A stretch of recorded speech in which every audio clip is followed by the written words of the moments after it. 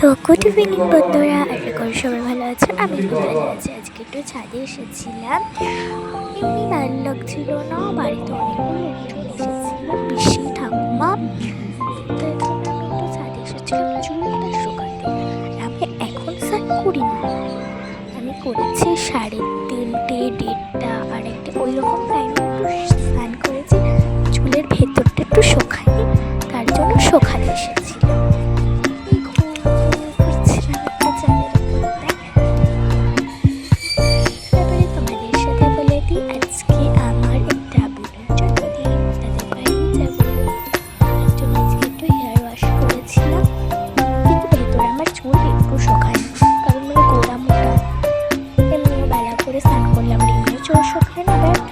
ঠান্ডা সর্দি কাশি সব হয়।